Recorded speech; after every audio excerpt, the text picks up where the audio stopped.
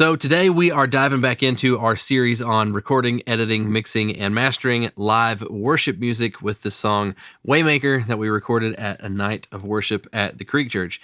And if you haven't already seen the first two videos in this series, before we get started, go back and check those out. The first one is sort of just the overview for this whole series that we're doing on YouTube. We kind of lay out everything that we're going to talk about and talk about how the song was tracked. And then in the second one, we dive in a little bit deeper and I show you all of the connections and how it was made with the console at the Creek, which was an Allen and Heath D Live and Wave Super Rack and all the microphones that we used and how every source got into our recording software. And today what we're going to do is go through some of the editing on this track and look at what I've been doing to get it ready to be mixed, as well as some of the extra tracks that we have recorded in addition to what was recorded during the actual live performance.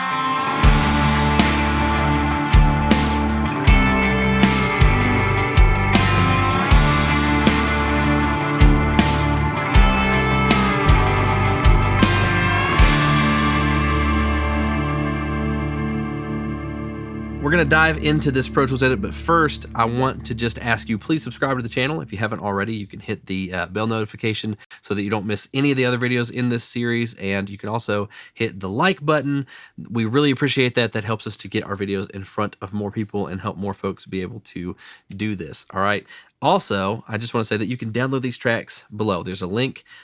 All the stuff that we're working on, if you want to be able to work on it in your own DAW, you can, and you can download it. Just click the link and it will ask you for your email address, and then you can download these tracks. And don't worry, I'm super lazy at sending out emails. We're not going to blow up your inbox like some of these other YouTubers do. All right, so the first thing to talk about when we talk about this drum edit is that it's important to understand that there are kind of two camps, all right, with editing anything. You've got the people on this side that say, don't edit anything, it's all about musicianship and performance, and then you've got the folks on the other side that want everything to be edited perfectly.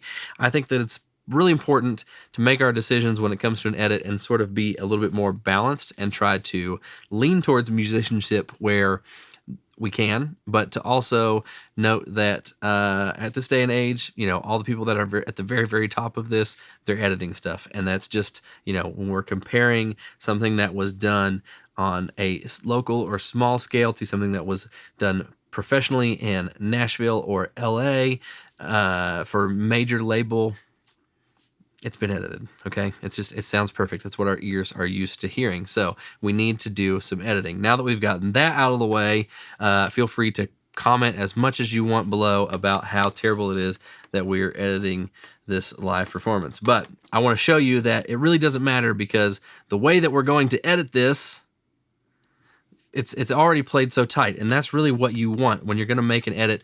A performance, an edited performance is always going to sound better when it's been played well to begin with. And you can see when we're looking out here, you know, what Mike played, it's already played really, really tight to the grid. I mean, just look at these bars right here. They're dang near on the line, okay? And then you've got little things like this where it's just, you zoom in on it, you know, I mean, it's just not even close. It's probably less than 1,000 samples. Yeah, 950, you know, whatever. It's played really, really tight. You know, there's nothing that we really, really have to worry about. So that's really what I want to say about the drum edit, is that it was already played really, really well. The adjustments that we're going to make are not going to be, it's not going to be a big deal. All right, the second thing that I want to talk about, because this isn't really like, I don't want this to become a beat detective lesson. That would be just a video in and of itself, all right? And people are going to be working in different DAWs anyways, so, you know, there's not really a point to teach that, because you've got Logic, you've got Cubase, you've got Studio One, Reaper, and they all edit drums a little bit differently. But the main thing that applies in an edit like this is that we are going to try to be choosy with how we do it. We don't want to ruin the performance, because we already know it was played well, like we were saying, and there is a way to do that with Beat Detective. And I'm not sure exactly how to do this with other DAWs, but what I did when I was editing this performance is that I went through here and I made a couple of, I did my clip separation, right? And then I did a couple of things. Right here at Clip Conform, it lets you choose the strength of your edit, how much you're going to move the notes that are off of the grid line, how close you're going to move them. And you know, some of what Mike played is on the grid. So we're only moving stuff just a little bit, and we're not moving it to where it's perfect. We're only moving it to be 92%. That's our strength value here. And then we're also excluding within, okay, any hit that's within 8%. So let's just say that between each grid line, there are 100 little marks, okay, of how far you could be off. All right. If there's a hit that's already within 8% of that grid line, so 8 little, you know, that you can't see between the two grid lines, then we're not going to touch it. We're going to leave it alone. In the final version of the edit, we've got everything moved around, and then I'm going to try to show you here. Yeah, you'll see that everything is not perfectly on the grid. So this is probably one that got moved because it's right on the grid line, but then you've got this one that's still... it's still just a little ways off, right?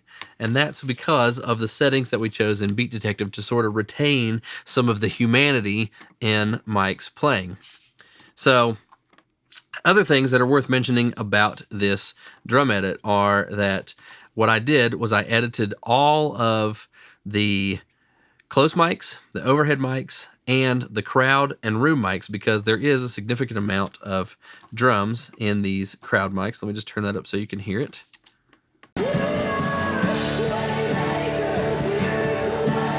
I do have a compressor on that from where I was just playing around with it a little bit. Turn that around. So it's also getting compressed on top of that. But yeah, you've got a significant amount of drums in there.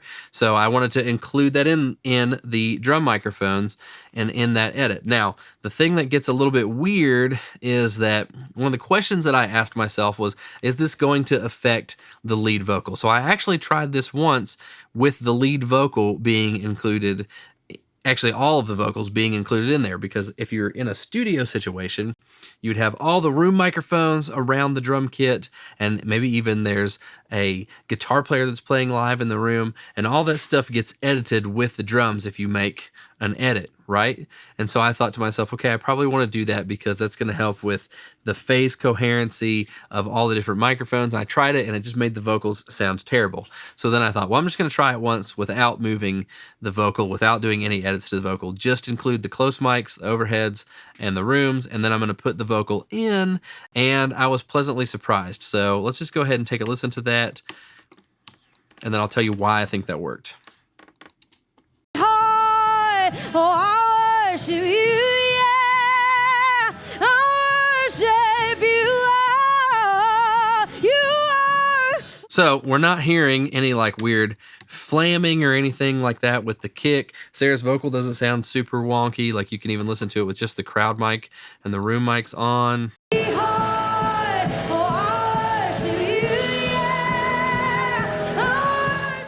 Right? Still sounds fine. And here's the reason why I think it works. Sarah's singing super loud. She's singing super loud. So if you go and you listen to her soloed, let's just turn the compression off. If you listen to her in solo, okay, the bleed is like next to nothing. Okay, this girl has a huge voice, and you listen to it solo, you're like hearing no drums at all. And I think that if we were in a studio, a much smaller room, I mean, this is a very, very large room that the church sanctuary is in. If you're in a studio that was like my live room out here, where it's 30 feet by 50 feet, a lot smaller, drums are playing loud, and she's only 6-7 feet maybe away from the drums, you definitely wouldn't be able to use this live vocal without editing it along with the drums if you were going to do an edit, or you would have to just retrack it over top, separately with no drums bleeding in. Otherwise, you would have weird things happening with the phase coherency between the vocal mic and all of the microphones around the drum kit.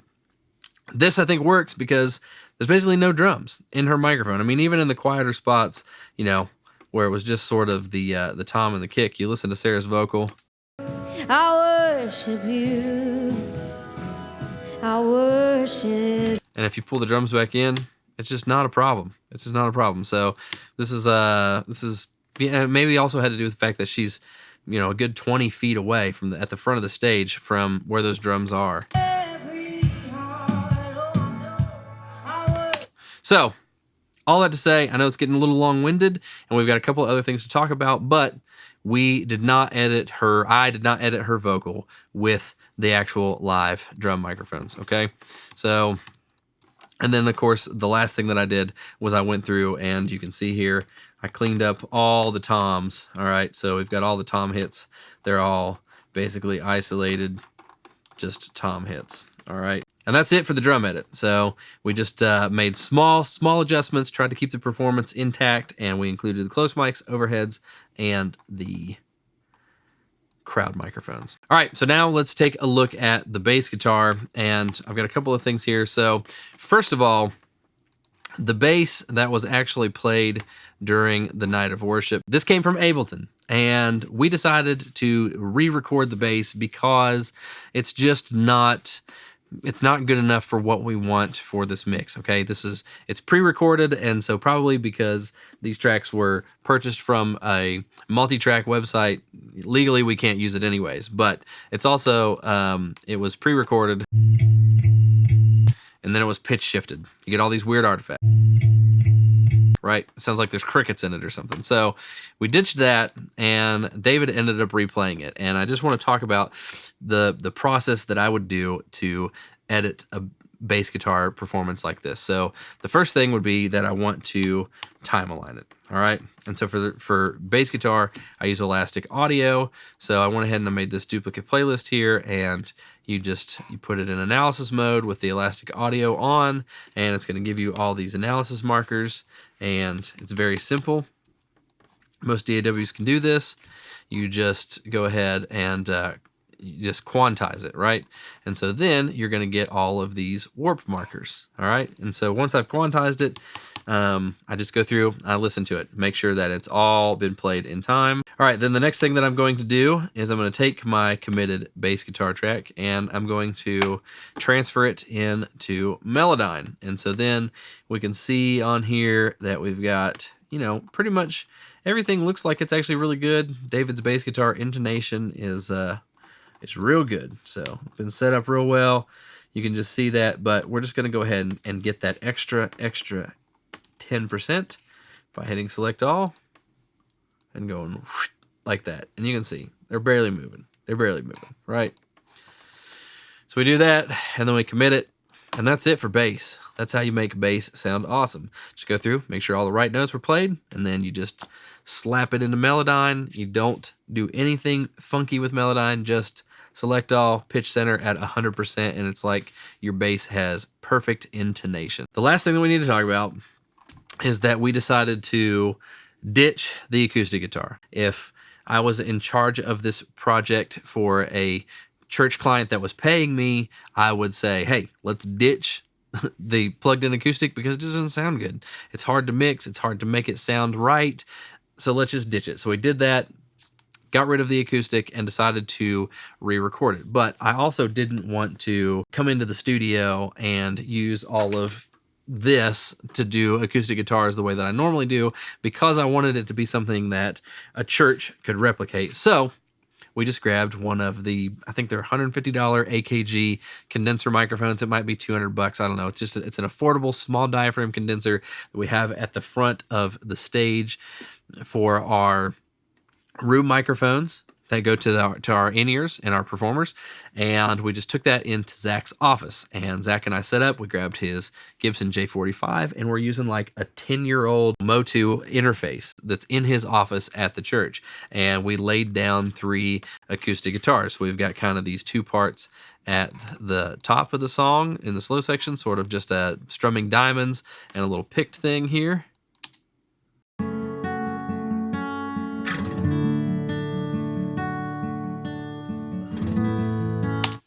And then when the songs get into the bigger sections, we've just got the 2 strummed acoustic guitars. Right, and so we just went through and did a couple of takes and got those to where they were all good. And then I went through and I time aligned both of them so that the hits were lining up, and it was very, very tight. So just went through and made some, Zach plays really tight to the click anyways, and we kind of punched in a couple of spots when we were actually recording it. But the main thing about this is that I think that a recorded acoustic that's not plugged in with the jack at the base of the guitar, but is an actual microphone, is just always going to sound fuller and sweeter inside the mix. And we wanted some extra layers with this acoustic guitar, and so that's why we did that. So that's all the editing that we have done so far. Now, we're going to have another video where we're going to go through a bunch of electric guitars that David actually tracked himself at his house. And I just want to briefly touch on the reason why we are doing that, and we'll see that in an upcoming video.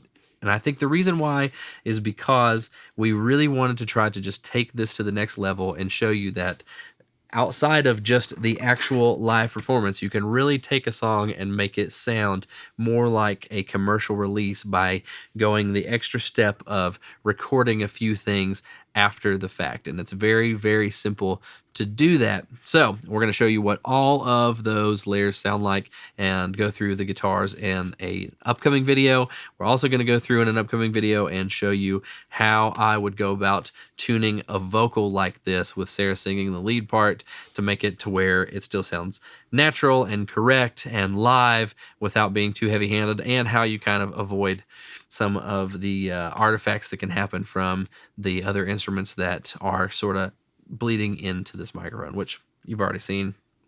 Not going to be a huge deal because there's not that much bleed. But all right, I think that's it for this video. Like I said at the beginning, you can download the tracks, hit the link in the description box below, and you can get these to bring into your own session as we are working through this. And I will see you in the next video.